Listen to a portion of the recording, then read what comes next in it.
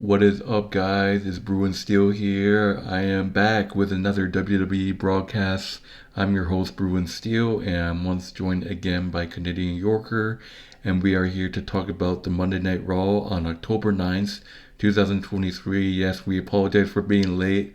This WWE took place in Omaha, Nebraska. So, like I said, I am once joined by Canadian Yorker. How are you tonight? Doing well, doing well, enjoying the wonderful, had a good day too. All right. So we are recapping the Monday Night Raw that took place a couple days ago on October 9th. I apologize, guys, for the late video. So basically, we are here to talk about that Monday Night Raw. Friday Night SmackDown's tomorrow. So yeah, this is the Monday Night Raw right after Fastlane. So a lot of stuff has happened. So let's get to the opening segment. So basically, the opening segment is no other than World Heavyweight Champion Seth freaking Rollins, and basically he said that he was talking about the brutal last man standing match that he had with Shinsuke Nakamura, and he kind of tricked everyone. He said that he was kind of pretending to burst into tears, saying that in terms of my back, people just, and then everyone thought that he was gonna um forfeit the championship, but everyone said that we will miss you. Thank you, Seth. And then Seth started to laugh and it's like, I'm just kidding. I'm gonna keep on fighting, baby, or something like that. And then basically, the next challenger came out, Drew McIntyre. Drew McIntyre coming out and proposing a match between the two. Seth Rollins said that, oh, you're not gonna jump behind me or anything like that. And basically, Drew McIntyre said, no, I'm man to man saying that I want a World Heavyweight Championship, and basically that's what he got. And as soon as Drew McIntyre left, Seth Rollins was attacked from behind by Damian Priest. Damian Priest tried to cash in the Money in the Bank contract, but with Dominic Mysterio running out with the referee, but Drew McIntyre stopped Dominic. Drew McIntyre stopped Dominic in his track and gave Dominic Mysterio the Glasgow kiss and then threw the briefcase away. So that's a complete fail. Seth Rollins took advantage and attacked Damian Priest. That's another time Damian Priest has failed to cash in. So that basically ends the segment of the Monday Night Raw. So what did you think of this opening segment? Uh, well, it's definitely a change from Shinsuke Nakamura, who's just outlet attacking Seth Rollins from behind, just catching him off guard. Um, it's kind of a nice pace, changing the pace with Drew McIntyre wanting his shot, and Seth Rollins wants to give Drew McIntyre his shot. We might see Drew McIntyre. I believe we talked about this. Drew McIntyre being one of the contenders, and now we see that he is one of the contenders. And I think he'll probably be the one to dethrone Seth Rollins, so Seth Rollins can take his nice little retirement that he needs to recover from his back injury. And so Drew McIntyre can take on his new role as the world heavyweight champion. He hasn't really been relevant in a while, and it's really it's really good to see him back in this role. I'm going to see how far takes him and how far he goes. Yeah. All right. By the way, that is the first match that has been announced for Crown Jewel. Crown Jewel 2023 is the next pay-per-view. It's announced that Seth freaking Rollins will defend the World Heavyweight Championship against Drew McIntyre. Um, a lot of history between these two men, obviously. The Seth Rollins being on the Shield, and then Drew McIntyre, part of the Braun Strowman and Dolph Ziggler group. And these two faced off against each other at Money in the Bank 2020 when Drew McIntyre was the WWE Champion. Drew McIntyre defeated Seth Rollins to retain the WWE Championship back in 2020. So, and I am lagging. what the hell is going on? But anyways, moving on to the next match is one half of the Viking Raiders. They really need to stop this feud. We got one half of the Viking Raiders, Ivar, going one on one with Kofi Kingston in a Vikings Rules match. So I think it's just a Extreme Rules match or whatever. But yeah, this match was pretty brutal. Going back and forth. Basically, and then basically Ivar's female faction person, her name's Val Hans, not showed up, and then Xavier Woods came out, and then he managed to scare her off. But Ivar managed to hit a power slam through the table. So basically, power slammed Kofi into the table and then hit a moonsault on top of him, getting the 1-2-3. Kofi Kingston got absolutely demolished. Ivar defeats Kofi Kingston once again. What did you think of this match? It's good to see the Viking Raiders are moving on from the New Day, and they're going on to bigger and brighter rivals. They obviously need new tag teams to face. Um, I could see them being a really good challenge for the LWO. Um, so they will be a really interesting challenge. But with this win, where are they going to go now? I would really like to see them face off against Jey Uso and Cody Rhodes. That would be kind of interesting because then they have some legitimate challenge to face off, and those are big guys. They move around pretty big, and they would be a dangerous team for Jey Uso and Cody Rhodes to face against. All right, so moving on, a couple backstage segments. Obviously Shinsuke Nakamura got interviewed but wasn't talked to. Him and Ricochet started to brawl, so those two haven't settled things um, really after all this drama that's happened, basically. And next segment is the Judgment Day. McDonough got absolutely demolished by Damon Priest.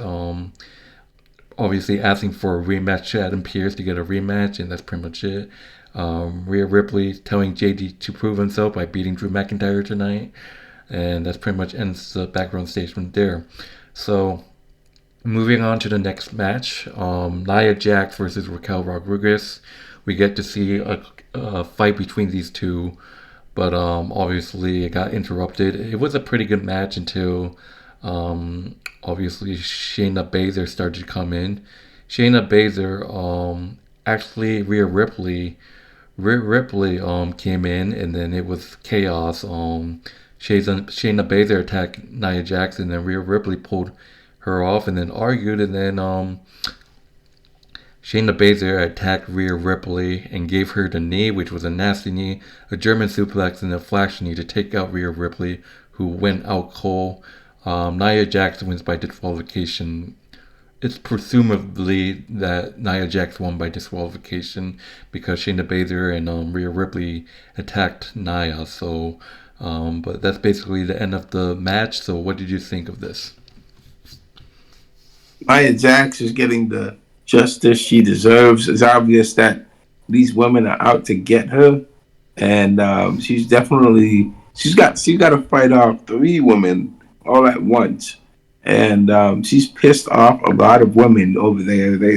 They're definitely not having it. They don't like her. They don't like her because she is intentionally trying to injure other wrestlers. I actually had a comment from I talked with somebody about that about Nia Jax, and they actually like her. One of them actually likes her as a fan. They like her being back in the WWE, but I don't really like Nia Jax as a wrestler. Um, so it's great to see that there's a feud going on between these four ladies, but they have some vendetta against each other. Um, but they're definitely when they have the biggest enemy, they join together to fight against the biggest enemy. Um, so this is kind of interesting to see how things turn out. I haven't really seen any explanation though as to why Shayna Baszler is, Shayna Baszler is stopping Rhea from going after Nia because she has unfinished business with Nia, and I think she and Nia, Shayna Baszler and Nia, need to finish that business, and then Nia Jax needs to finish her business with Raquel. And then we need to see Nia Jax versus Rhea Ripley for her championship. That will be very interesting. All right, next segment. Next segment is Michael Cole interviewing the new undisputed tag team champions Jey Uso and Cody Rhodes. Cody Rhodes coming in with the entrance with the two titles, and then Jey Uso. Michael Cole asked Cody, "Where is the responsibility of defending the tag team fits in his original goal, which is finishing the story with Roman Reigns?" Obviously people are questioning, oh, is Cody going to finish the story with Roman? Why did he win the tag team match? And Rhodes said, yes, he's right about one thing, that Fastlane was incredible. But before Cody could answer, and I even called this straight up during our Fastlane prediction. I called this straight up. Kevin Owens and Sami Zayn coming out and confronting Jey Uso and Cody Rhodes. Sami Zayn saying that, oh, instead of talking about Cody Rhodes' story with Roman, they should talk about what happened with the whole Undisputed Tag Team story, how Sami and Kevin beat Jay and Jimmy at WrestleMania. And, he said that it's complicated because there's mixed feelings because he thinks that both him and Kevin Owens and Sami Zayn deserve the champions, but they felt like it should have been them holding on the championship, and they felt like they got robbed. Kevin Owens said that they want to challenge Cody and Jay to a match, and then trash talk Jay, saying that unless he's scared about losing the titles to them again at WrestleMania. Cody stepped up and said that they accept it. They hope that they're actually friends. He's hope, and said that they do better accept the match, and that's official for tonight. Tonight in the main event, that's going to be Jey Uso and Cody Rhodes versus Kevin Owens and Sami Zayn for the Undisputed Tag Team Champions. And I called that too, that they were going to be the first challenger. So, wow, I 100% called it too. So what did you think of this segment?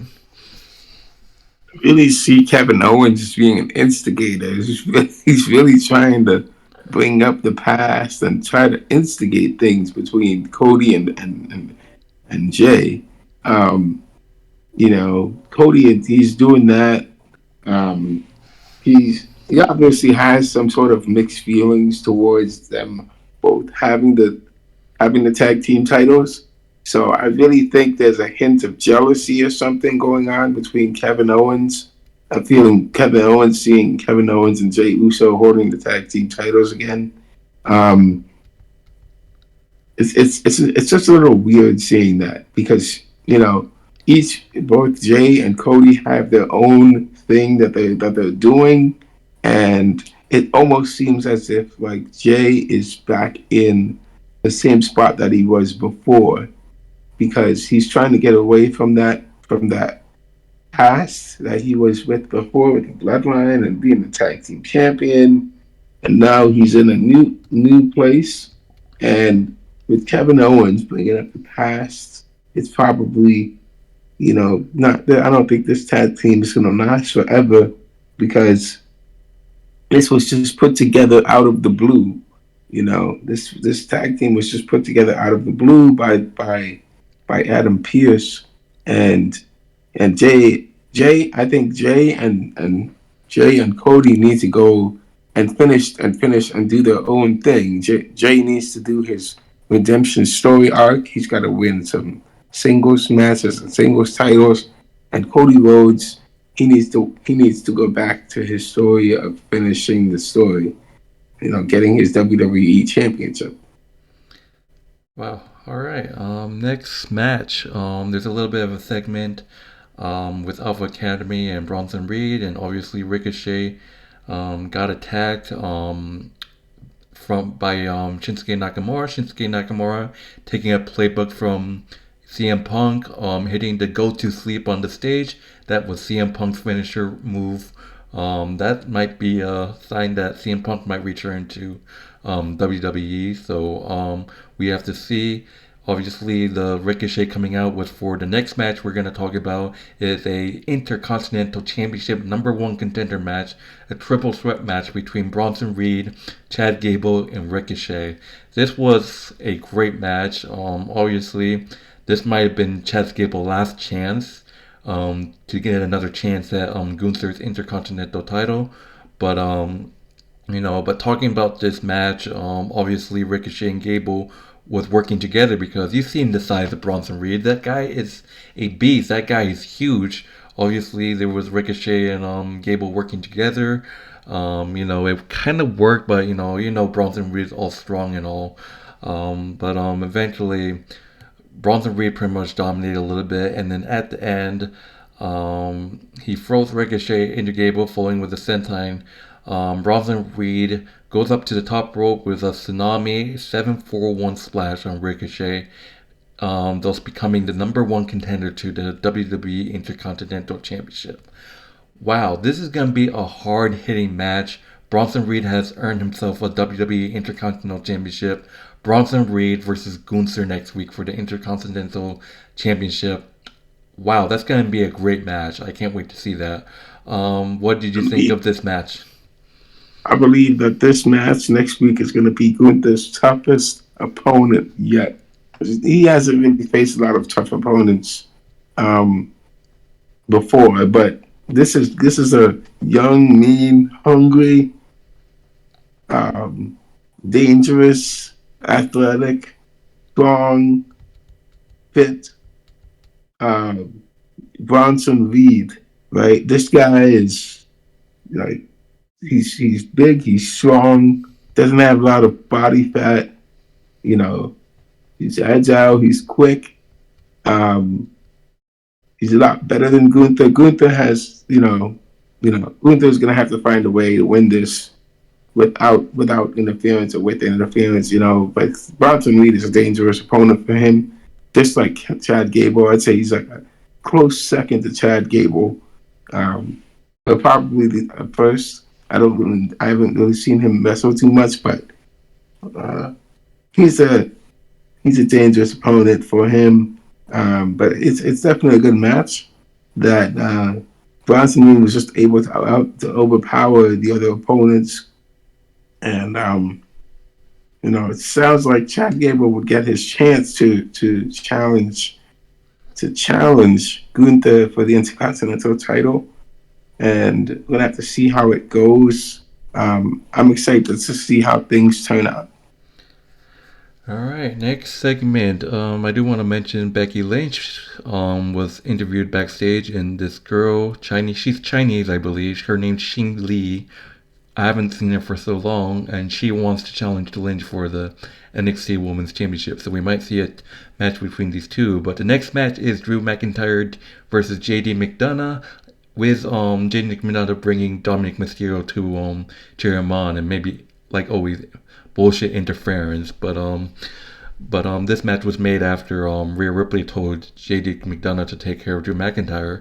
It was back and forth, and then JD McDonough hitting McIntyre with a bunch of chops. Drew McIntyre got mad, and he basically turned into the Incredible Hulk, scaring JD McDonough, hitting JD McDonough with a bunch of belly-to-belly suplexes. Obviously, he was about to hit a Claymore until Dominic Mysterio obviously interfered, and JD capitalized with elbow to knee and started to take advantage over Drew, and then basically the ref Dominic tried to he interfered again, and McDonough argued with the referee, and Dominic gets a cheap shot in, and then basically Drew fights him off, hits JD McDonough with the Future Shock DDT, and then was able to hit the Claymore. Drew McIntyre defeats JD McDonough with the Claymore kick by Pitfall, and that's going to be a huge disappointment with Rhea Ripley, and they showed Rhea Ripley shaking her head, saying that she's got a better idea with Damon Priest looking on. So that's gonna be not good for JD McDonough. So what did you think of this match? I think that um, Drew McIntyre had to fight off two men at the same time because JD McDonough and Rey Mysterio, they're like a tag team in a sense because they help each other out to win matches, and obviously that did not work against them in this case with Drew McIntyre. He fought both of them off and won, despite despite what's his name, despite Dominic's interference. That was supposed to help JD McDonough win, but that made him lose because he was he didn't help him effectively enough. All right. Moving on to the next match. It's Becky Lynch. This match was supposed to happen last week, but it got canceled because Becky Lynch wasn't 100%. Becky Lynch defending the NXT Women's Championship against Tegan Nox. This was a great match. Obviously, Becky Lynch had issues with the arm. I believe she had like 20 stitches on her arm. That was just horrible. And she was still competing. Tegan Nox, surprisingly, I give a huge clap to Tegan Nox. Telling the story about how she suffered two ACL injuries, coming back, and she put up a huge fight against Becky Lynch. But obviously, Becky Lynch was the better woman, better champion. It went back and forth. There was a lot of backslide um, attempt a pitfall. So like it went back and forth with a pitfall. So it went back and forth. But eventually, Becky Lynch was able to sneak a win with by submission. Her deadly disarm, her looking for the disarm her submission maneuver onto the next to retain the NXT Women's Championship. And at the end, Becky Lynch shaking Tegan's hand in a sign of respect. Obviously, Tegan, like I said, she just fought a unbelievable fight against Becky. What did you think of this championship match? And so they did the NXT match on WWE. Yes, it was for the NXT Uh, Women's Championship. hmm. I don't know. I don't really follow NXT. I know it's probably gotten a lot of hype in the past week or so. Um, I think it's great that Becky Lynch retains her title. Um, so she still has a lot of fight left in her. She can still accomplish a lot of different things. Yeah. So damn, yeah, you don't really watch NXT. I don't even watch NXT either, You know, but I don't really watch it. moving forward, obviously Natalia has really really good condolence to TJ Knox, and then she got interrupted by Chelsea Green. She's still garbage, by the way. And Pimper Niven, trash talking and stuff like that. And basically, that sets up a one-on-one match between Natalia and Pimper Nivens next week. Um, this guy's passing out. Right, not to find us out. Um, Sorry, guys. Continue. basically, and Drew McIntyre, man, he hates Jey Uso so bad. They had another confrontation saying that, oh, I want 5 minutes with you right now. We can fight right now in the backstage, but Sami Zayn separates them, and that's just that. Drew McIntyre hates Jey Uso. um, but moving on to the main event, Cody Rhodes and Jey Uso defending the undisputed tag team championship against Kevin Owens and Sami Zayn. This was an interesting match. Went back and forth. You know how much of a friendship Cody Rhodes have with Kevin Owens and Sami Zayn, but it's just the anger that Kevin Owens had for Jey Uso. Um, you know, it just it just in this match, it's just like Jey Uso and Kevin would brawl outside of the match, and then Cody Rhodes and Sami will try to break them up. That happened twice, but then it turns out Cody Rhodes and Sami Zayn just like fuck it, they're fighting, let's fight. So the four men just started fighting twice back outside of the ring, so it was complete chaos until the referee had to calm them down until it went back and forth. Obviously, there was a lot of times that I thought Kevin and Sammy were actually gonna do it. Sammy hitting his finisher and then Kevin Owens hitting a stunner, but each pitfall just would just get broken up. It was an unbelievable match. And then at the end, the flapjack and the Cody cutter on Kevin Owens seals it. It was a double super kick party, basically, and then Sami Zayn with Rhodes taking out Zayn with a crossroads, and Jey Uso with a super kick to KO, which led to a combo finisher with the Cody cutter to a flapjack. So, and basically that's your match. Cody Rhodes and Jey Uso defeats Kevin Owens and Sami Zayn to retain the WWE's Undisputed Tag Team Champions. Post match, obviously, like I said, great friends Sammy's and Cody's are, and eventually Kevin Owens returned to shake Cody's hand, and then finally Jey Uso and Kevin Owens hugged, shake hands, raising the arm. So there's the respect that we finally want to see between Kevin Owens and Cody Rhodes and Jey Uso retained, but they have to try to retain again against the Judgment next week, and that's the show. So what did you think of this main event?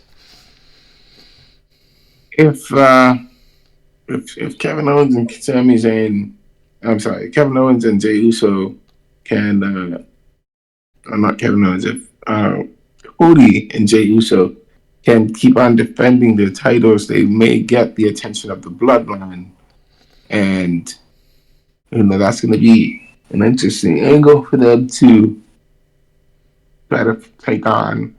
After defeating the bloodline, they're going to take on the this new thing that they have to do, and it's going to make them have to fight not together but separately, and they have to go their own ways.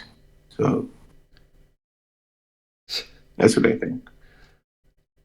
Might as well just call this stream a sleeping tired broadcast. Because you're this guy's out of it. Like I said, guys, we were pretty late on this stream. Like we both kind of had rough days, so like this is the first time I actually kind of tired.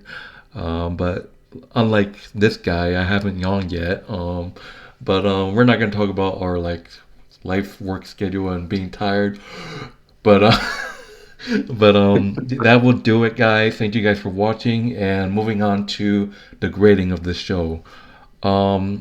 I would say probably match of the night. I didn't say, usually I would say like which match was the best of that during that night. Obviously, and I'll just say it. Cody Rhodes and Jey Uso, um the main event match is probably the best match I probably will have ever seen. Yes, there was some miscommunication at the beginning of the match, with Kevin Owens and Jey Uso brawling. But after that, after the referee got the match settled, there was so many great hits and stuff like that in this match. Cody Rhodes, Jey Uso, Kevin Owens, Sami Zayn. That is the night. That is the match of that night. I give this show an A-. So what grade would you give it, Canadian Yorker? I'm gonna give this show I'm gonna give this show an A. I believe it was good. There was some good highlights. Cody Rhodes and Jey Uso versus Cody Rhodes and Jey Uso versus Sami and Kevin. Drew McIntyre is gonna fight Seth. We got that. The other matches going on, of course. The annoying matches with the Judgment Day versus Kevin Owens. Um, they can't keep this up forever because they're always going to have people that are coming after them. So they got to keep on finding ways to get their titles back. And it's an interesting case of where things are going right now at this point in the WWE Raw. And I'm very excited to see how things develop as we can keep on, talking about it. Um, that's all I got to say about that. Alright, so that would do it. Thank you guys for watching. Just a heads up, we got SmackDown tomorrow, so me and Gene won't be doing the broadcast. We usually do broadcast Saturday night but it's usually been Sunday because of my schedule. But this guy has planned Saturday night, so we'll be doing a broadcast for this tomorrow's SmackDown on Sunday. So we'll have that for you guys, and then we have a huge Monday Night Raw next week. A couple of matches have been announced. Rhea Ripley obviously getting attacked by Shayna Baszler earlier in this show. So Rhea Ripley will go one on one as her request to Adam Pearce. Rhea Ripley is going one on one with Shayna Baszler, so that's gonna be hard hitting. We got Shinsuke Nakamura and Ricochet. Obviously, those two are gonna obviously going into starting a feud. They're gonna be facing off next week on Raw in a Falls Count Anywhere match. And next week, obviously, we're gonna see Bronson Reed versus Gunther for the Intercontinental title, and then we're going to see um, obviously Cody Rhodes and Jey Uso defending their undisputed tag team championship against the Judgment Day. So a lot of great matches happening next Monday. I'm excited. But for that main event, Judgment Day, it's definitely gonna be main event Judgment Day and Cody Rhodes and Jey Uso. I'm just gonna say this: the number games, Judgment Day always want interference. I'm telling you, Cody Rhodes and Jey Uso are gonna have backup. And do you know who I think are going to back up and show up in their match? Who is it? Sami Zayn and Kevin Owens are gonna come out and aid Jey Uso and Cody Rhodes. Um, but that's just my prediction. But anyways, thank you guys for watching. I'm Bruin Steel. This is Canadian Yorker. We're all tired, obviously. But any last minute thoughts that you want to share? The maybe predictions, like your thoughts on the next Monday Night Raw. By the way, Roman returns tomorrow night. I'll be streaming it, so I'm excited to see the Tribal Chief, baby. Um, uh, I don't really have any predictions going on for that, but I'm just looking forward to the next Raw and seeing Roman Reigns return, what he's going to say. We obviously have a lot to grab from that about what the future development plans with with the bloodline, and I'd like to hear him to talk a little bit about this alliance that he has going on with the Judgment Day. Where is this going? Where is this going? What is it? What is the purpose of this alliance with the Judgment Day, and why did he get an alliance with Rhea Ripley? You know, what is their what did they give and what did they take? You know, um, so hopefully he can go into a little detail about this and explain it to us why he's doing it. Um, and it's going to be interesting seeing how things develop from there.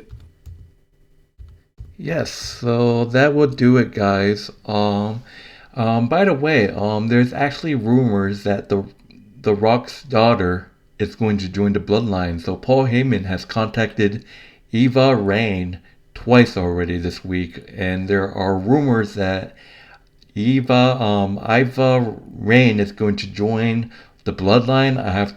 I'll believe it when I see it. But if you guys don't know who Eva Rain is, she is the daughter of Dwayne Johnson. There is actually a chance that she might join the Bloodline. I don't know. There's rumors, but we have to see what happens. But don't want to talk too much about it. But anyways, I see that G maybe believes it. But I am Bruin Steel. I am Bruin Steel. I am, and this was a great show.